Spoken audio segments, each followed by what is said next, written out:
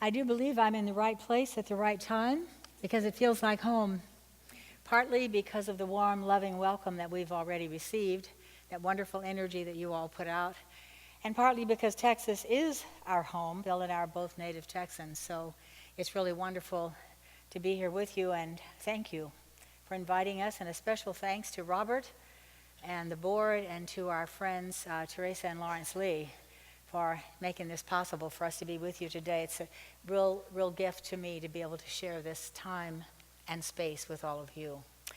Our topic for today is a familiar one. It's about our relationship with God, something we talk about often in Unity. And when we talk about something often, our tendency is to intellectualize it, to stay in our head with it. But when we approach something that way, and especially this particular subject, we run the risk of remaining on the surface of understanding and missing the deeper truth that it holds for us. So I invite you this morning to open your mind and your heart to a deeper awareness of your relationship with God as we explore the question in our lesson today, the question for each one of us: is God a concept, an intellectual idea or concept to you, or is God a reality, something you know and experience in your daily life? So I would invite you also, while you're in this receptive state of mind, you might ask that question of your higher self and see what it reveals to you. Because the answer to that question is essential as we seek to express our own Christ potential and authority. One of our most distinguished teachers in the history of Unity, who is also the author of our basic text, Lessons in Truth, Dr. H. Emily Cady, offered this insight about our relationship with God. She says, "There is nothing the human heart so longs for, so cries out after, as to know God.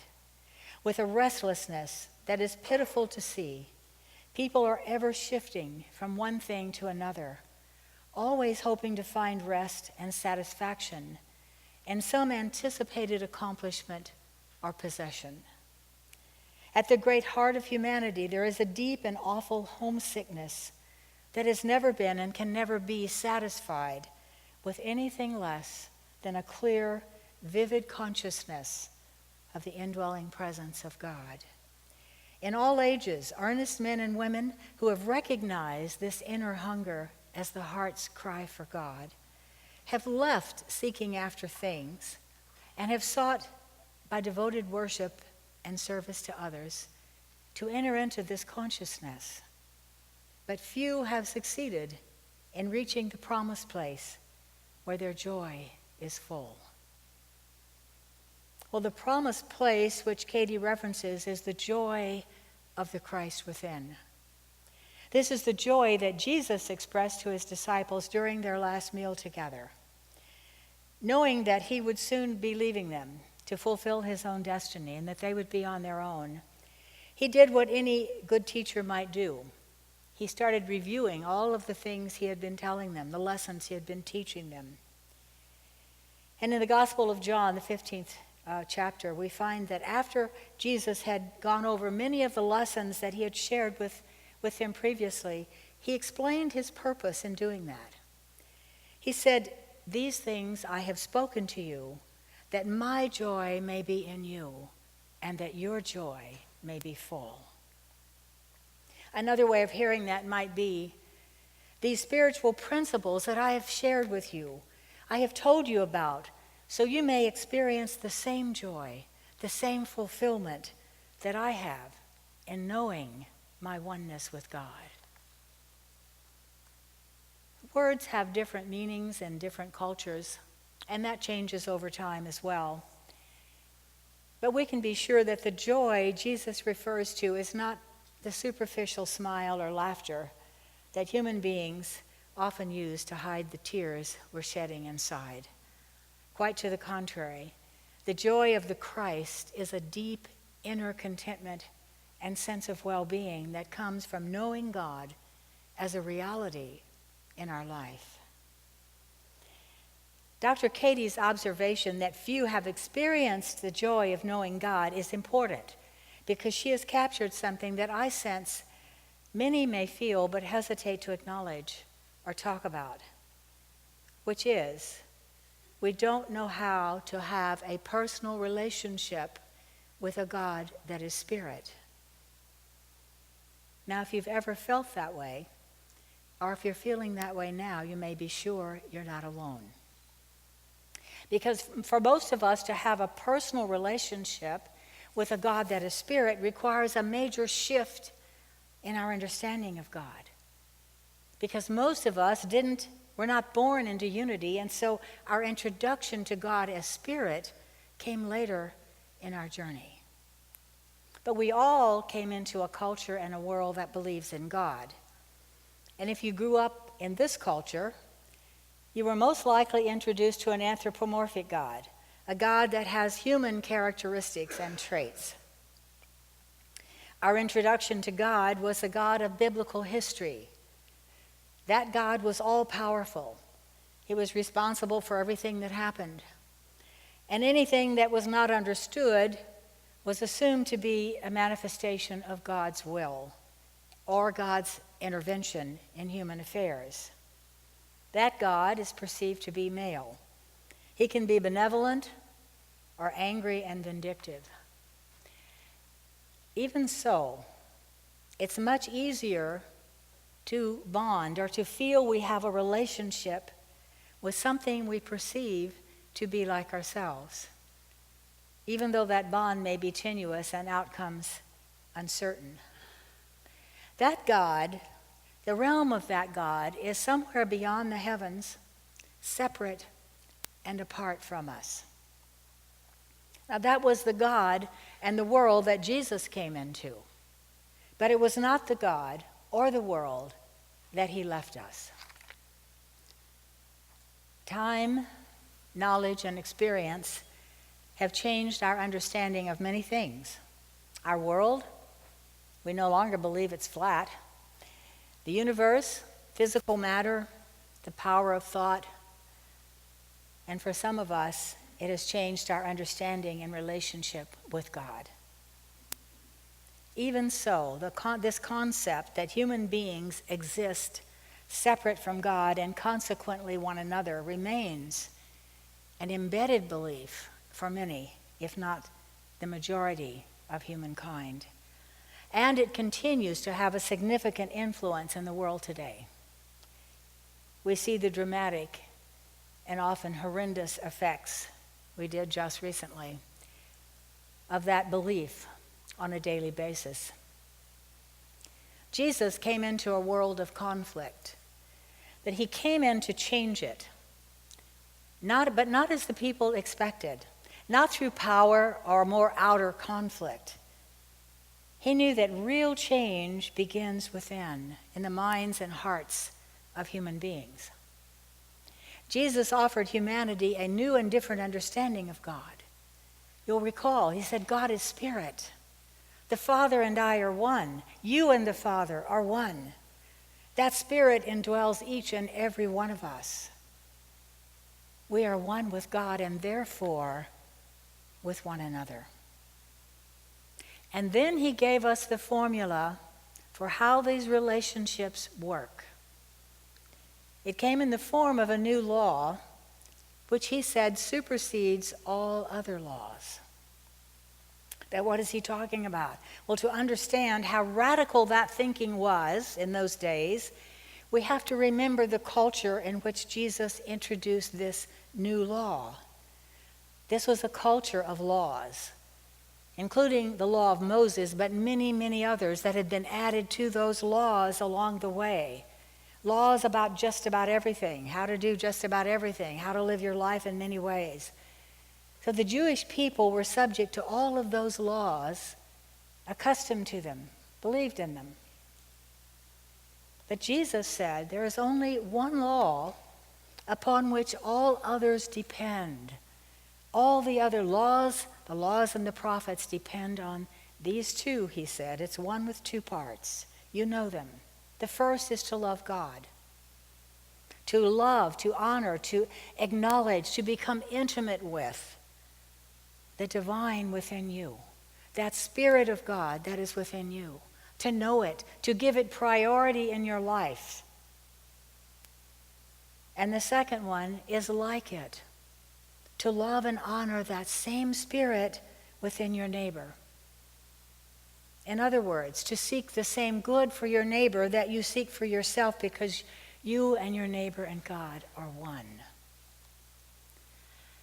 Now, to understand the full meaning of this statement, we must understand Jesus' reference to neighbor, because once again, words have different meanings in different cultures. And Jesus wasn't talking about the person that lives next door to you, as we would think of neighbor in this culture today, or the person across the street or down the road.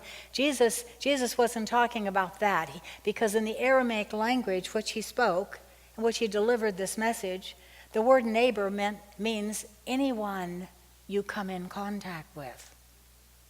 Anyone you come in contact with. That would include, today, that would include the person sitting next to you, the people behind or in front of you, anyone you meet along life's way.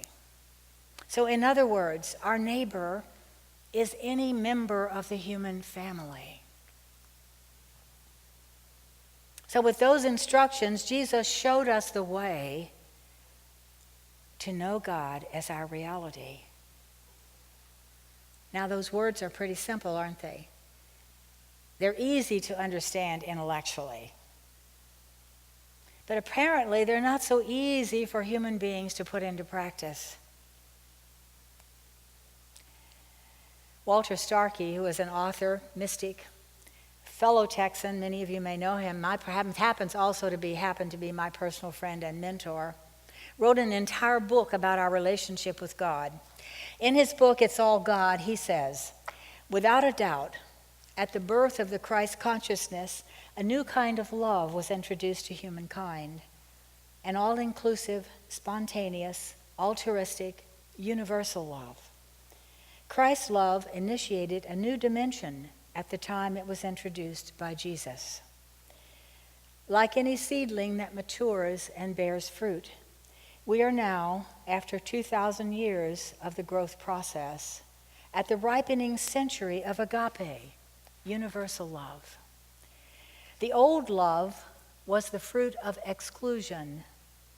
Now we are in the century where the fruit of inclusiveness binds all life into one, and that one is God. Human beings continue to seek to understand and relate to this new concept of God.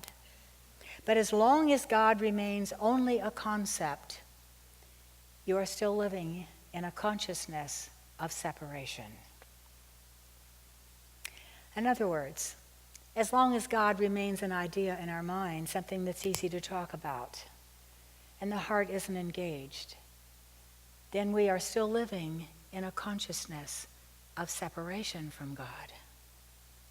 So what we take from that is that until the Christ becomes a reality for us, until we can know and love the Spirit within ourselves, we can't fulfill the second part of that law, which calls us to recognize that we are inextricably connected to one another and to all creation.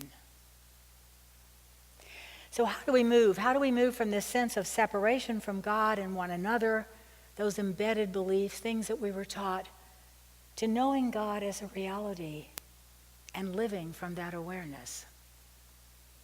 Dr. Katie offers this insight.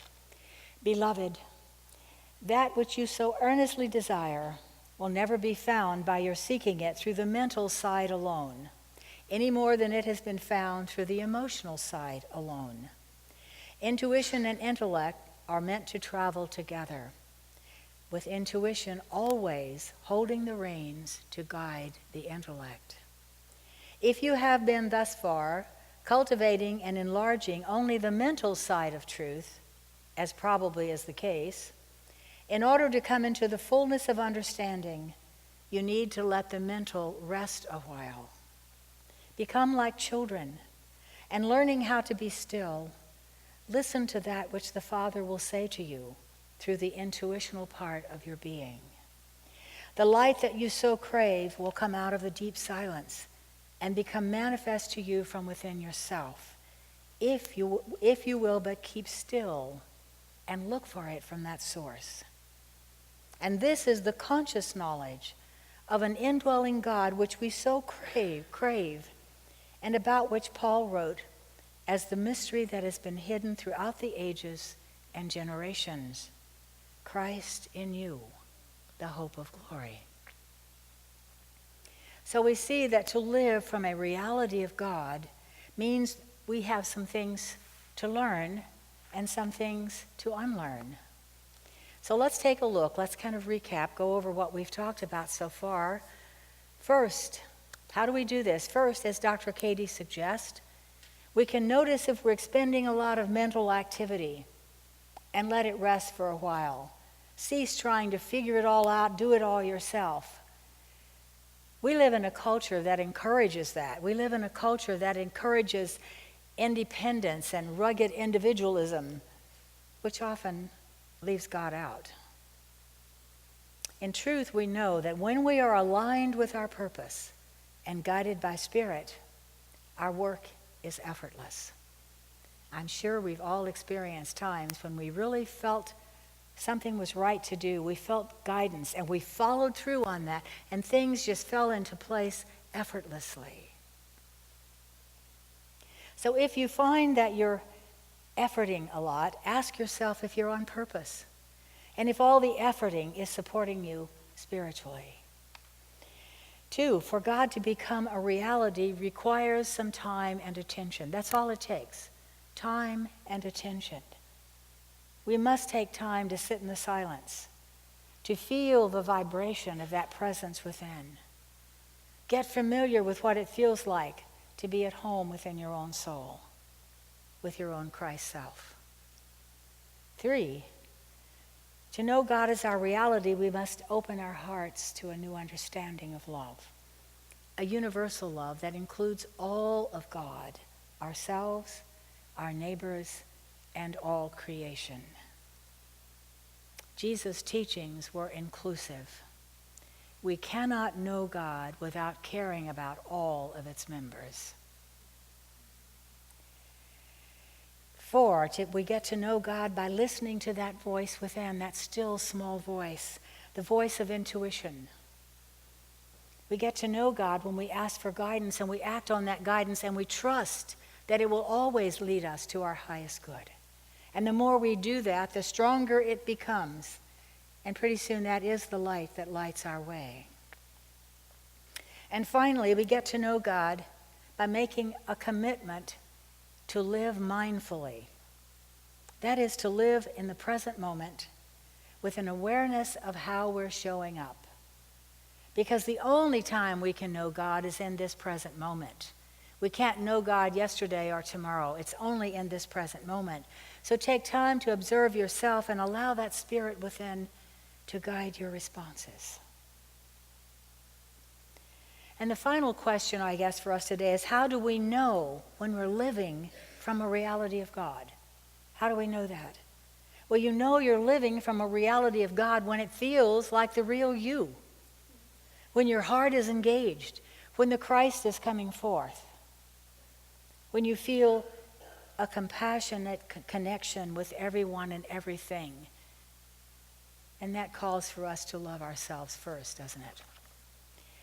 We know we're living from a reality of God when caring about another person is an automatic response.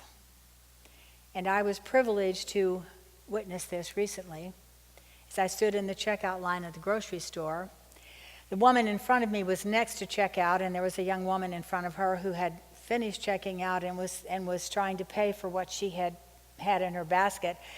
And the woman in front of me watched, as I did, at the young woman struggle to decide what to put back after she had already used up all of her food stamps and all of her cash and still didn't have enough money to pay for the groceries that she had in her basket. And so this woman in front of me very quickly and quietly responded. She stepped up to the young woman and put her hand gently on her shoulder and said, "No." And she said to the cashier, "Put the balance on my check." That's God in reality. That's knowing God. And then there's the story of 6-year-old Billy, who lived with his parents on a farm in Nebraska. And they were experiencing a severe drought and water rationing that particular year that was threatening their very existence. If rain didn't come soon, they would lose everything. Billy's mother tells this true story of her little boy. It was one of the hottest days of a long, hot season. I was in the kitchen making lunch for my husband and his brothers when I saw my Billy walking toward the woods. He seemed to be walking with a serious purpose and great effort, trying to be as still as possible. Minutes after he disappeared into the woods, he came running out again toward the house. A few minutes later, he was once again walking in that slow, purposeful stride toward the woods. This went on for some time. Finally, I had to see what was going on, so I came out of the house and followed him, being very careful not to be seen. I watched as he cupped both hands in front of him, trying not to spill the water he held in them. Finally, he stopped, and then I saw the most amazing sight. Several large deer loomed in front of him. One, a huge buck with large antlers, was dangerously close. I wanted to scream, "Billy, stop!" But the buck didn't threaten him. He didn't even move as Billy knelt down. It was then I saw a tiny fawn, obviously suffering from dehydration and heat exhaustion, lying on the ground. The fawn lifted its head with great effort to lap up the water cupped in my beautiful boy's hand. When the water was gone, Billy jumped up and ran back to the house. I followed him, wondering why he hadn't asked me to help. Then it came to me. Billy had gotten in trouble for playing with the hose the week before. He'd received a lecture about the importance of not wasting water. He filled his hands once again, and when he stood up, I was in front of him. His little eyes filled with tears. "I'm not wasting," was all he said. And he began to walk, and I joined him with a small pot of water from the kitchen. I let him tend to the fawn as I stood on the edge of the woods, watching the most beautiful heart I have ever known, working so hard to save another life. As the tears rolled down my face, other drops, more drops, joined them. I looked up at the sky as the rain fell. Some might say it was coincidence. I felt it was God's answer to a loving heart.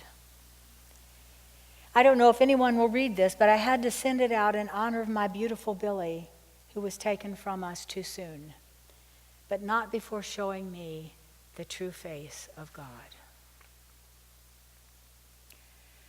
Living from an awareness of God as our reality is to fulfill our purpose to help make this world a better place for all its inhabitants.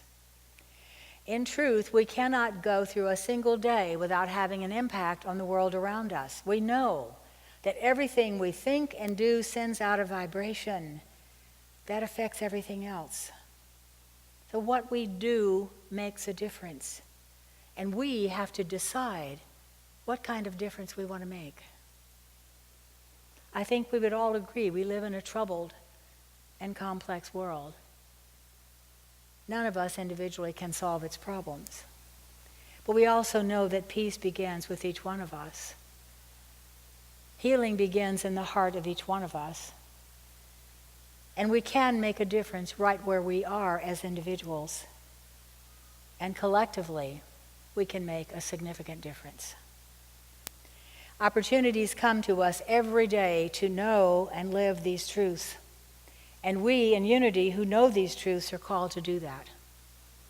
I think we have a greater responsibility because we do know.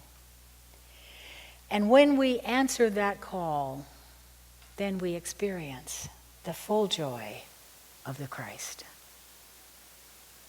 So now, let's take these thoughts as we turn within. I invite you now to get still, to put aside anything you've been thinking about and close your eyes so that you're free from any visual distractions during this quiet time. There's no No thinking is necessary. We just want to relax with an open mind and heart so that we're fully present to the gifts of this moment. You may start by aligning your posture, your feet, your back straight and your feet on the floor in the most comfortable position. And I invite you to begin thinking now, focusing on your breathing, taking a deep belly breath and holding it for a moment and then exhaling. Continue that, and as you do, each time you exhale, just allow your body to relax more and more. Let the tension, if there is any, just fall away. Continue breathing in and out, relaxing more and more with each breath. And in the sacredness of this moment, we surrender to the Spirit within. And now visualize the indwelling presence, that presence of God in you, as a warm light. Feel its energy beginning to move within you. From the tips of your toes, see that energy moving up through your legs, up through your torso. Feel it now as it comes up through your shoulders and your neck and right out through the top of your head, moving over your body, surrounding and enfolding you in a comforting blanket of light. Just feel that energy now. Feel it embracing you, loving you. And now from that center of light, that we see that light expanding outward, connecting with all the other lights in this room, creating one great radiant light in which we all have our being. Just visualize that. Feel it. Become familiar with that presence. And I invite you to rest now in that light as we silently affirm, I surrender to the all-knowing nature of Spirit and allow my thinking mind to rest. Breathing in and out. I surrender to the all-knowing nature of Spirit and allow my thinking mind to rest.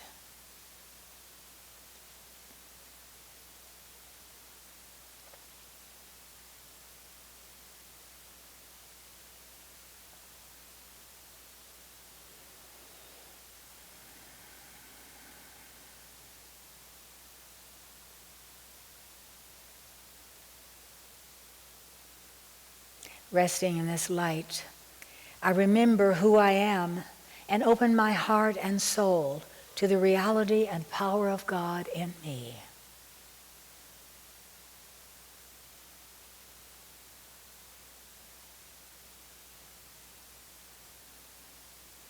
I remember who I am and open my heart and soul to the reality and power of God in me.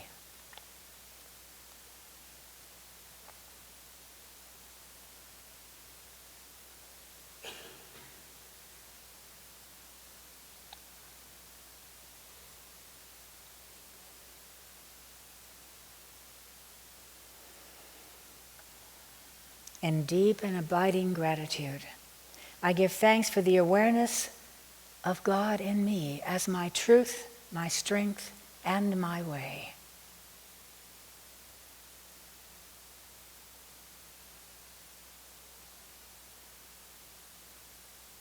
In deep and abiding gratitude, I give thanks for the awareness of God in me as my truth, my strength, and my way.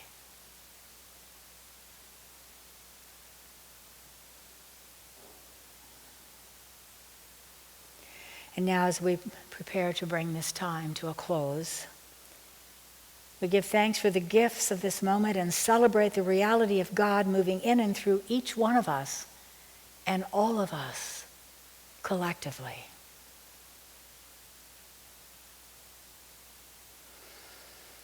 So take a deep breath.